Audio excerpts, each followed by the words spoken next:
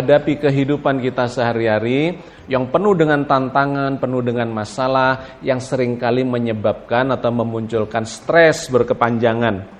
Bahkan bisa memunculkan lebih berat lagi yang disebut sebagai depresi. Pertanyaannya adalah, kenapa ada orang-orang yang mengalami stres ketika menghadapi masalah kehidupannya? Apa yang menyebabkan hal itu terjadi dan bagaimana kita mengatasi masalah itu?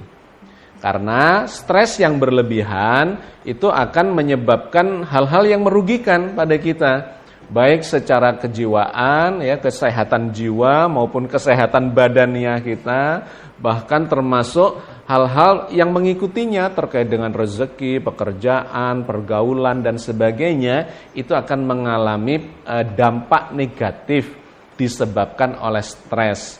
Apalagi jika stres itu memuncak sampai menjadi depresi, itu pasti akan menjadi sesuatu yang sangat merugikan kehidupan kita. Nah, agama ini memberikan tuntunan kepada kita supaya kita jangan mengalami stres yang berlebihan dalam menyikapi kehidupan ini. Stres itu memang tidak selalu bermakna negatif. Pada level tertentu, stres itu bisa menjadi motivasi bagi kita. Ya, stres yang levelnya rendah, tidak terlalu tinggi, itu bisa memotivasi kita untuk bersegera dan memiliki energi untuk menyelesaikan sebuah masalah. Karena kalau kita ini tidak memiliki tingkat stres tertentu, maka kita ini seperti tidak punya tanggung jawab, ya. Menghadapi segala macam yang hal-hal penting pun kemudian kita tidak memiliki stres. Itu juga tidak baik. Stres pada level tertentu dibutuhkan. Tetapi ketika stres itu kemudian menjadi sedemikian membesar, menjadi distress, nah distress itulah yang kemudian berdampak negatif.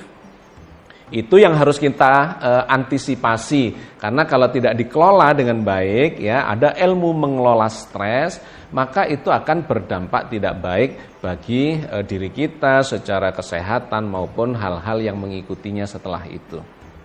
Oke, sahabat sekalian, kita mencoba mempelajari tentang ini untuk mengambil manfaat dan kemudian bagaimana Allah di dalam Al-Quran membimbing kita untuk mengelola stres kita supaya menjadi produktif, bukan sesuatu yang kontraproduktif. Ada beberapa hal yang menyebabkan kenapa seseorang itu mengalami stres yang negatif, ya, distress. Yang pertama, biasanya orang yang mengalami stres ini adalah orang yang tidak bisa menerima keadaan. Tidak bisa menerima keadaan. Itu efeknya akan memunculkan stres. Kenapa ya kok begini? Kenapa kok enggak begitu? Hasilnya kok jadi seperti ini? Kok tidak seperti yang kita harapkan itu? Dan seterusnya. Ya, tidak bisa menerima keadaan. Ini poin yang satu. Poin yang kedua, biasanya stres itu muncul dikarenakan munculnya atau terjadinya perubahan. Ya, ada orang-orang yang tidak bisa menghadapi perubahan yang drastis.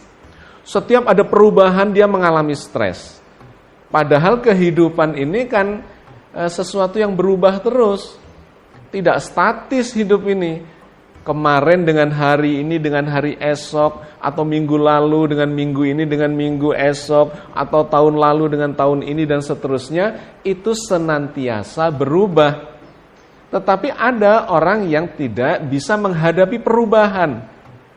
Nah, itu akan memunculkan stres, ya, yang kedua. Yang ketiga, biasanya stres itu muncul dari sesuatu yang di luar harapannya. Apa yang diinginkan tidak terjadi. Pinginnya A, ternyata yang datang B. Nah, kemudian stres. Pinginnya B, yang datang C, atau yang terjadi C, kemudian stres. Nah, kalau ini tidak dikelola, maka bisa menjadi masalah. Nah, bagaimana caranya supaya kita ini tidak terserang stres oleh beberapa penyebab itu? Oke, jadi sahabat sekalian, demikian pentingnya bagi kita untuk mempelajari masalah ini. Bagaimana caranya kita ini mengelola stres itu? Ya, bisa menerima keadaan yang terjadi. Ada dua faktor yang harus kita pahami. Yang pertama adalah faktor luar, di luar diri kita. Sesuatu yang datang dari orang lain, dari pihak lain, dari alam sekitar kita. Misalnya dalam bentuk bencana. Itu adalah masalah yang akan bisa merugikan kita. Nah, masalahnya apakah itu kemudian kita anggap sebagai sebuah masalah yang sampai menimbulkan stres yang berlebihan. Misalnya nih pandemi sekarang ini yang terjadi.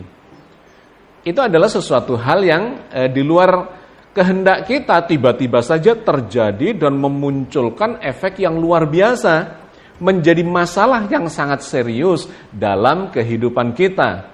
Dan dampaknya kita melihat begitu dahsyatnya bagi kesehatan kita, ya, bagi rezeki yang sekarang ini perekonomian menjadi porak-poranda dikarenakan efek pandemi ini. Bahkan kemudian munculnya kematian-kematian dari orang-orang dekat kita, dari orang-orang yang kita cintai, dari sahabat kita, ya, dari orang-orang yang ada di sekitar kita. Ini adalah faktor luar yang menjadi penyebab distres itu. Ya, jadi satu faktor luar yang memang berupa masalah. Apapun itu cara menganggapnya, ya itu adalah masalah. Tidak bisa dianggap itu bukan masalah. Ya, memang ada masalah yang datang kepada kita, satu. Yang kedua, biasanya penyebab distres itu yang dari faktor luar adalah terjadinya perubahan yang mendadak. Perubahan itu bisa saja, bisa negatif, bisa positif, ya, dua-duanya bisa memunculkan masalah. Ada orang-orang yang karena perubahan negatif, dia mengalami stres. Tetapi ada juga loh, orang yang terkena perubahan positif mendadak, itu bisa jantungan, bisa sampai meninggal dunia, itu bisa juga terjadi. Ya, faktor luar, perubahan, baik yang dalam skala kecil maupun dalam skala yang besar. Ada orang mengalami distress atau mengalami stres yang berlebihan hanya diakibatkan oleh perubahan yang kecil. Dia terbiasa di zona nyaman. Zona nyaman itu pokoknya semuanya serba terpenuhi aja. Dia duduk nyaman, makanan ada, ya, segala macam kebutuhan hariannya ada, dilayani, apa segala macam. Orang yang selalu berada di zona nyaman ini, dia bisa dengan mudah mengalami distress, disebabkan oleh perubahan. Bahkan perubahan itu meskipun kecil, ya, biasanya begini terus tiba-tiba berubah. Biasanya udaranya enak, nyaman, dingin gitu ya, sejuk, tiba-tiba berubah menjadi panas. Itu bisa mengalami stres pada orang-orang tertentu. Ya, jadi faktor perubahan baik negatif maupun positif yang datang dari luar diri kita itu bisa dianggap sebagai masalah. Dua. Yang ketiga adalah ketika kita tidak mampu mencapai keinginan kita.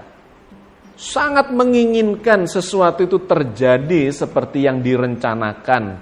Bahkan bukan cuma direncanakan, tapi diperjuangkan. Sudah mengeluarkan biaya banyak, energi yang banyak, waktunya dan segala macam dikerahkan. Tetapi ternyata hasilnya itu tidak seperti yang diharapkan. Maka menjadi streslah dia. Nah, ini adalah bagian dari faktor-faktor luar yang bisa memicu munculnya stres itu.